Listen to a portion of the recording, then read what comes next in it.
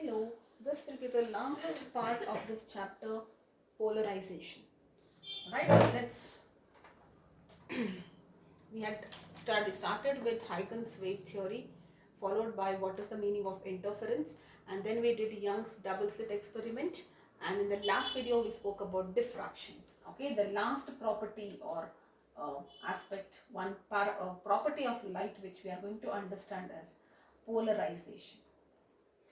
Okay, so we know that light is an electromagnetic wave, right? So light is your electromagnetic wave. Electromagnetic wave, if you recollect, um, there is a charge which is oscillating, and that oscillating charge produces a changing electric field and then a changing magnetic field, and that's how an electromagnetic wave is generated. So it's an electromagnetic wave, so it is a non-mechanical wave. What are mechanical waves? Your sound wave and all those are mechanical waves. Whereas light is an electromagnetic wave or a non-mechanical wave. And it is transverse in nature. We know this. Now, most of the optical properties which we have studied so far, okay, reflection, refraction, interference, diffraction, do not actually reveal the transverse nature of light in the strict sense. What do you mean by that? We studied reflection, we studied refraction, we studied interference, we studied diffraction. All of them are exhibited by transverse wave also, longitudinal wave also. We have seen sound waves can reflect, sound waves can interfere, sound waves will show diffraction. I have explained you in diffraction. Right, so all of this is shown by both transverse as well as longitudinal waves. Now, what is that one thing which is making this transverse wave very, very unique? Alright, so some property of light which is only exhibited by a transverse wave, and that is going to be polarization. Polarization is one property, please remember this, it is exhibited only by transverse wave. Okay, transverse wave only, and you don't even have to memorize this.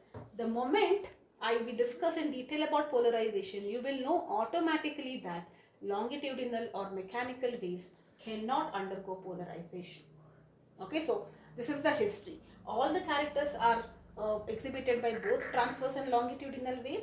If there is one thing which is differentiating transverse from longitudinal, it is going to be a polarization.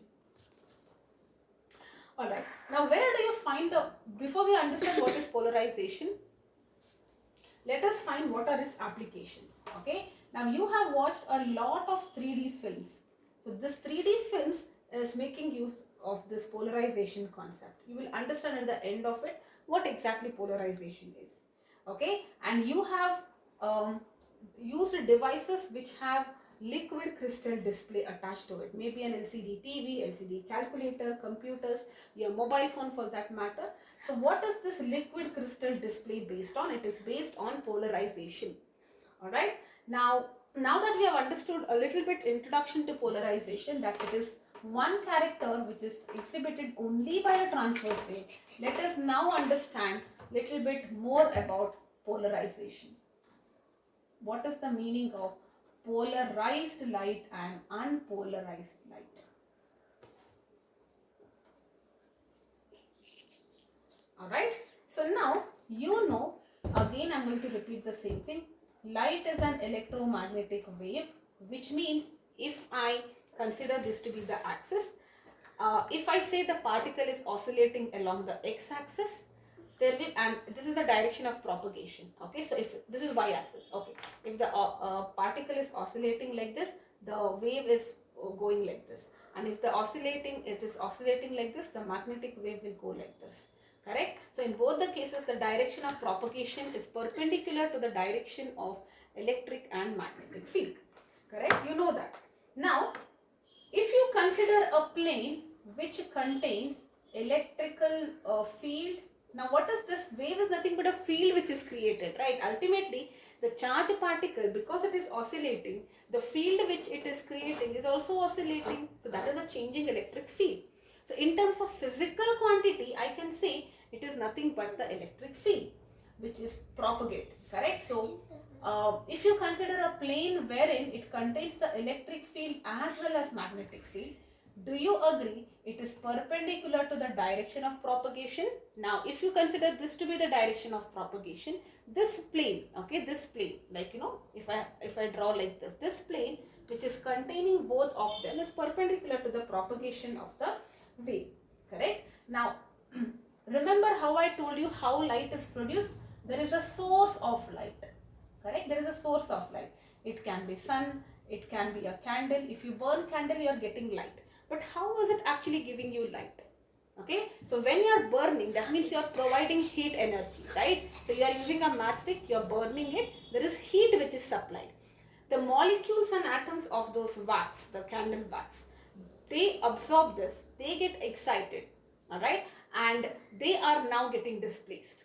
So all those electrons, the atoms and molecules contain electrons, right? The electrons are charged particles, and then when they oscillate, there will be a changing magnetic field, which is changing electric field, which is creating a changing magnetic field. Changing magnetic field will create a changing electric field, and the process continues, correct? Now, if I take a source of light like candle, it is not made up of one atom, it is made up of millions and trillions of atoms and molecules.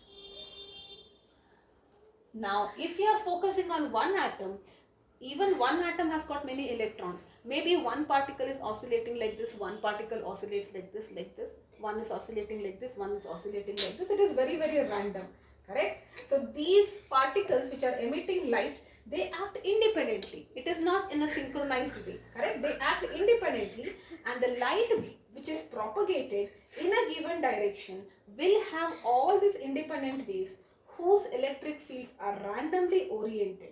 Now, what is the meaning of this? See, if I try to draw it in 3D, let me draw this plane. Okay, so this is the plane and this is the axis of propagation. Okay, this plane contains electric field as well as magnetic field. Okay, it is this plane. Okay, this is my axis of propagation. Now this, if I just I'm just rotating it towards you so that you can see it. So it contains electric field which is oscillating, magnetic field is perpendicular. Now if you just focus on the electric field, in this plane, let us say one particle is oscillating like this, one is oscillating like this. Okay, I will just zoom it out. One particle in the one electron is oscillating like this, one is like this, one is like this. So they are all independently oscillating in every direction. But overall, they are still perpendicular to the direction of propagation. Don't get confused. If I draw any line on this hand, it will still be perpendicular to this line. Okay, I hope that is still clear, because in 2D, it looks like only this direction is perpendicular.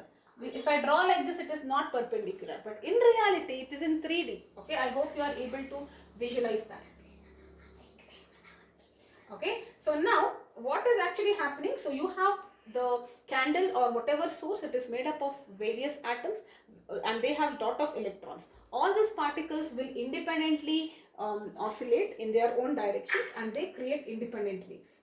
And these independent waves have an electric field which are randomly oriented in a plane. Okay, so I will write like this. These particles will have an electric field which is randomly oriented, very, very important, in a plane which is perpendicular to the propagation. Okay, so in this plane it is randomly oriented. It may be like this, it may be like this, it may be like this, but it is still perpendicular to the propagation of the wave. Alright, so that is what it is. Now,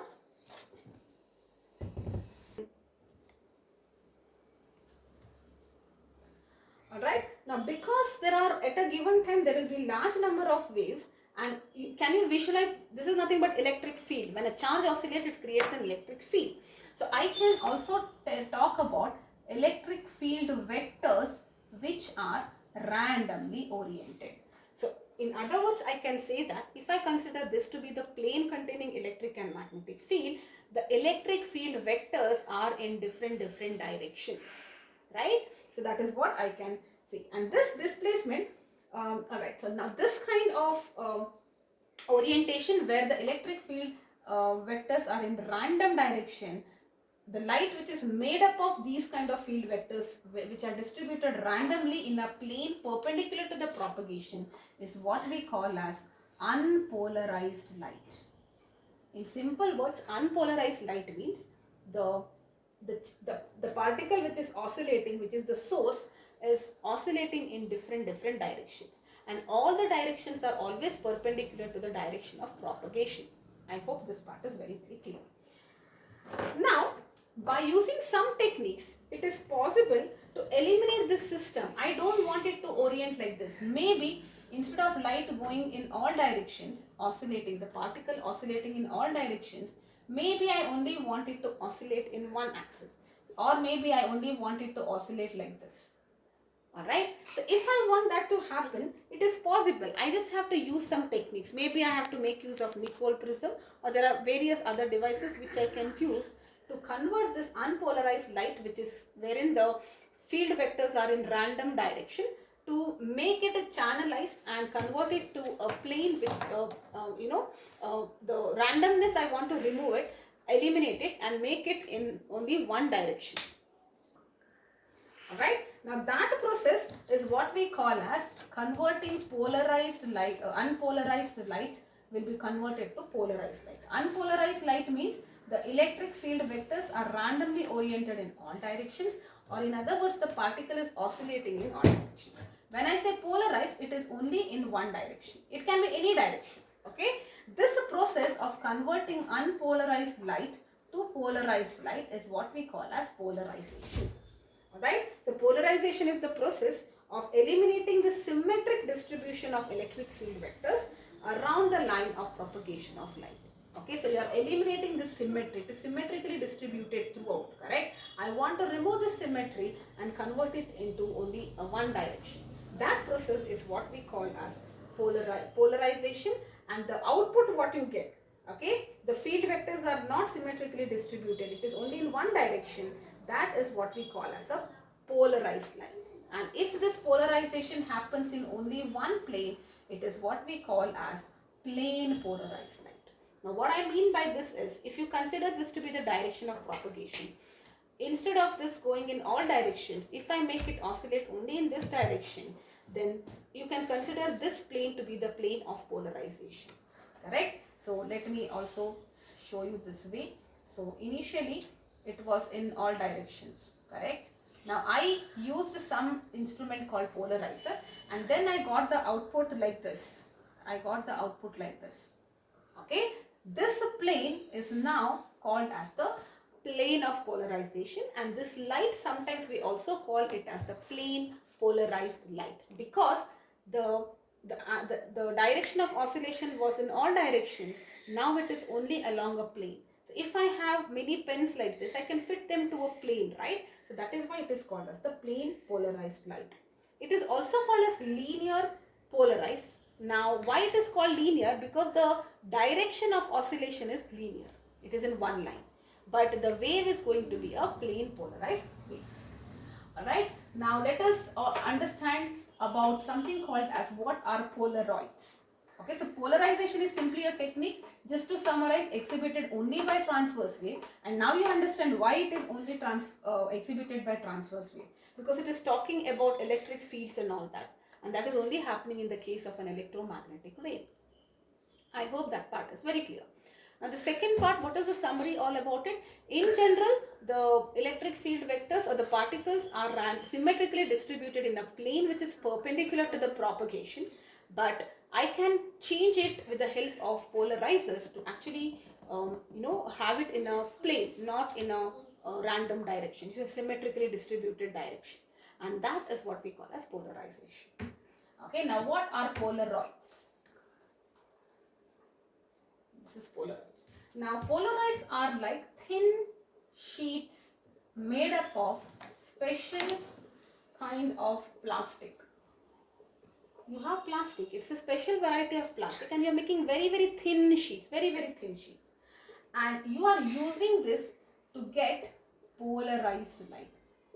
So this is one technique. I can convert an unpolarized light. Now the light which you see around is all unpolarized. The light that you get from sun is unpolarized light. Okay. Now if I want to convert it into a polarized light, One technique is using a Polaroid, which is a thin layer of specially designed plastic sheets.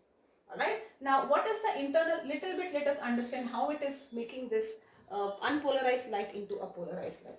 So it consists of long chain molecules of whatever material, okay, plastic, it's a polymer. So long chain molecules which are aligned in a particular direction.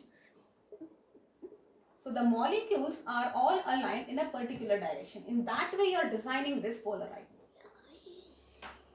Okay, so Polaroid, let us say it is made up of some plastic which is a polymer. All the molecules are in this direction or in this direction. So they are all oriented in one direction only. Let us say all the chains are oriented in this direction. This is a long chain, okay. I am saying they are all oriented along this direction. Now, what is happening? Now, this is how a Polaroid looks like. All the molecules in one direction. Now, if we are passing an unpolarized light, this light will have, this is unpolarized light, right? The field vectors are in all directions. Now, when you pass through it, the electric field vector in the direction of assigned molecules will be absorbed. So, whatever this one and this one, they get absorbed. All the field vectors in this direction will be absorbed. And only the vectors which are perpendicular to it will be allowed to transmit. Now, if you will be asking me what happens to this, each of this vector can be resolved into horizontal and vertical, right? So they are horizontal. If the direction of the chain molecules is like this, whatever is aligned in the horizontal component of the other vectors will be absorbed. Only the vertical components will be made to pass through. So that is how you can convert, this Polaroid is converting the unpolarized light into plane polarized, because the direction of the molecules is like this. So any electric field vector in this direction will be absorbed. But if there is an electric field vector which is in this direction, they will be allowed to transmit. It will allow this component to go, this component will be absorbed. And everything that you get is this component only, correct? And this is nothing but a plane polarized light. Right? So if an unpolarized light is incident on a Polaroid, then that light will get linearly polarized with the electric vector oscillating along a direction perpendicular to the direction where the molecules are assigned. And this axis through which it is passing is what we call as the pass axis or the transmission axis. Okay, what is this transmission axis? The axis through which light can pass. Now, if the chains are aligned in this direction, then the pass axis is this. That means anything which is coming in this axis will be passed. I would say you can visualize what are those devices which are kept in your airports and railway stations, in metro stations. You have a device which scans for your bags, right? You keep your bag there, it will scan for something like maybe metal.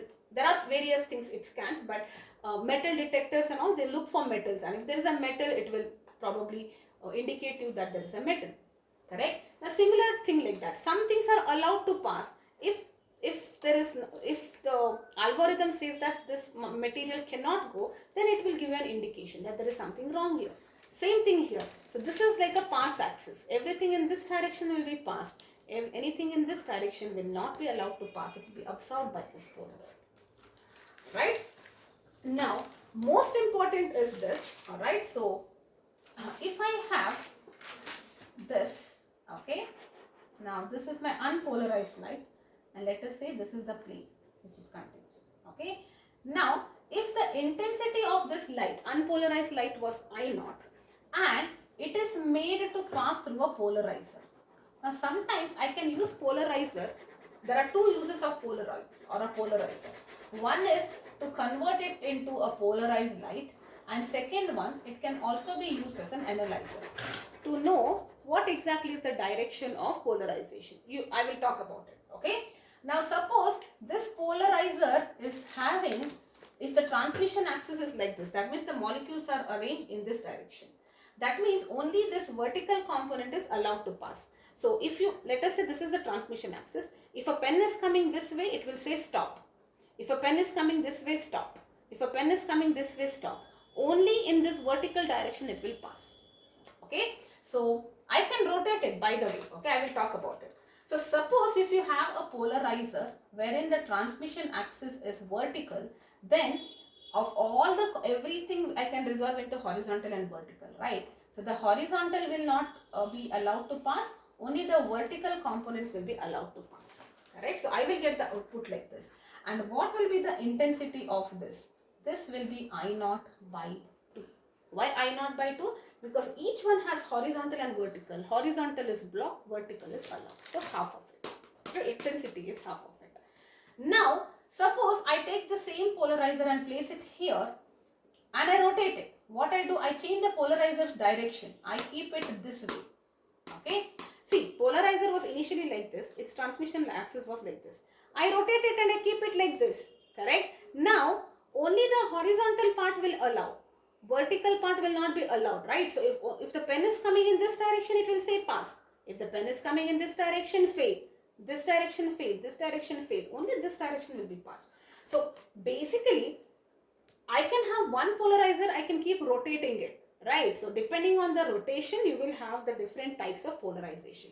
So now if I rotate it in this direction, there will be no output. Do you agree? I will get no light because all the light was like this and only this light is allowed, correct? So this light will not be allowed, so it will be blocked completely. Alright, now let us say instead of rotating it like this, I rotate it with an angle. Let us say I rotate this and the transmission axis is like this. It is making an angle theta with respect to the vertical. So this was my initial, I rotate it like this and this angle is theta. Alright. So now what will be the output of this? The output I, intensity, will be I dash cos square theta. Cos theta I think you are able to know because you know only this component. See, now what is the meaning of this? Only this angle will be allowed. Any pen coming in this direction will be allowed. If you have a vertical pen, it's this component will be allowed, correct? And what is this component? Isn't it cos theta, closer angle? So cos theta will be allowed. Why there is a square? Because intensity is proportional to amplitude square. That is the reason you have a square here. Alright. So the amplitude of this is half. So that is why you have I dash cos square theta. Okay, the square of it. Now why there is no square here? Because ultimately when I square this, we are getting I dash. I did not write I naught here. I wrote I dash. So in general, I out, intensity of the light when it is coming as an output, is equal to intensity of the light input into cos square theta. So whatever is previous, from there it is cos square theta. Okay, now even if you are not understanding this much, let's not get into the details. You just remember this part. The square is only because the intensity varies as the square of the amplitude. Okay, so if you are considering the amplitude here and then you are squaring it and all that, you will be understanding this, how you have got it. Okay, anyways, if you want to know it, let me know. I will talk about it in detail sometime. Alright, so some of the polarites, now this is it. This is the only formula you need to remember. And this is also called as the Moll's law. This law is what we call as the Malus law. Not Moll's law, Malus law. Malus says that if you have a polarite at any angle, the intensity of the output will be equal to In times cos square of that angle. That's all. What are the uses of polarites? Polarites can be used in sunglasses, in window planes of aeroplanes, cameras. Sunglasses, you know, right? What is the use of a sunglass?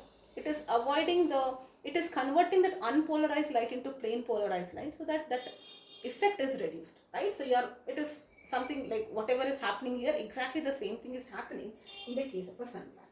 Window planes of aeroplanes, your cameras, microscope. When you want to eliminate the glare of the reflected light, you can use this. And the other use I already told you, how are 3D movies made. Actually, it's a beautiful thing. Okay, 3D itself, how it is coming out. There's a video, I'll send you the link.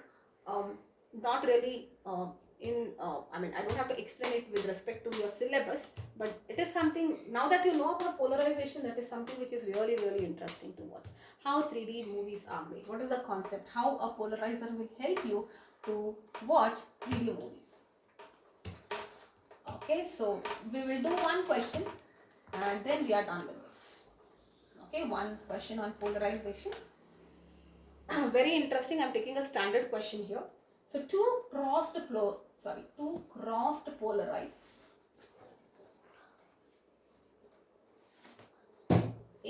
and B are placed in the path of a beam of light, okay, and this beam is unpolarized. Alright, so they are placed in the path of an unpolarized beam of light.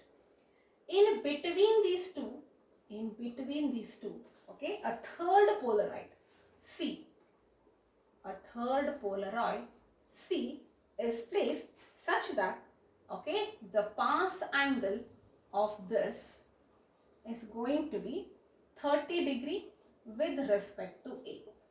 Alright, what percentage intensity of light? You have to find percentage intensity of light the unpolarized light emerges from. The unpolarized light emerges from C first and then from D. Okay, very beautiful question. Look at that. Initially there were two polarites, A and B. Okay, and there was unpolarized light which was made to pass. This was unpolarized light. Now we are making a third polaroid C to come in between, and the pass angle is 30 degree with respect to A. So imagine A was making it like this. So C is 30 degree with respect to A. Alright, so I hope this is clear. Okay, now let us say, let us first talk about when it is emerging from C. That means we will forget about B. In the first case, if let us say intensity of light initially was I naught. I naught was the initial light, right? Hold on. Cross polarites A and B are placed in the path of beam of an unpolarized light. Yes, cross polarized means one is like this and one is like this. Okay, so I forgot to mention that. Anyways, cross polarized. Okay, so if the initial is I, what will be the output when it comes from A? So initial intensity before it was passed to A is I naught. So won't this be I naught by 2 because it is like this, correct? So it is I naught by 2. I hope this part is clear. Now, what will it be when it emerges out from C where it is making 30 degree with respect to A? So I told you I output here will be I input into cos square of theta. What is I input? I input is not I naught, it is I naught by 2. Please remember that. Into cos square of 30. Okay, so it is I naught by 2. Cos 30 sin 60 root 3 by 2. So it is 3 by 4. Right? So it is I naught into 3 by 8, which is 0.375 I naught. In terms of percentage, it will be 35.5%. That means only 35.5% of the light will be it will be that bright. Initially, if it was 100 brightness, when it comes out of C, it is only 37.5 bright. Okay, now I hope this part is clear. Now, see, C is like this. Now, C is like this, correct? I hope you are getting this. C is like this. No, this will be misleading for you because it looks like it's 120. Understand this was A and this was B. And C was somewhere in between, 30 degree. So what will be the angle between C and B now? Don't you think it is going to be 60 degree like this? Correct? Because this is 30 degree. C, this is A, this is B, and this is C. So if C is making 30 degree with respect to A, what is the angle it makes with respect to B? It is 60 degree. Correct? Now you will have the same thing. What is the input here? The input, this output, right? That is what you want. So when it comes out from B finally, I output is I input into cos square 60 now. I hope you are getting it. But what is I in? I in is this much. This is the output here, right? So 0.375 I naught will be, that is the input. Okay, I output I'm supposed to calculate, right? So this was 0.375 I naught. Correct? 0.375 I naught into cos 60 is half. So it is 1 by 4. Cos 60 is sin 30 is half, so square of it is 1 by 4. And what is this much? This is going to be 9.37%. So you see that you had 100% light, brightness. When it comes out of A, it is 50%. When it comes out of C, it is 37.5%. When it comes out of B, it is only 9.37%. Alright, so that is it about polarization. Polarization by reflection and scattering is deleted. in case it is there, let me know. I will take up another video. But otherwise, if I refer the current syllabus of CBSE, everything is covered. You can do more questions, of course. These kind of interesting questions you have in your textbook, you can solve them, and let me know if you have any doubts or if you are facing any difficulties. Okay, so that's it about polarization. Let us just summarize.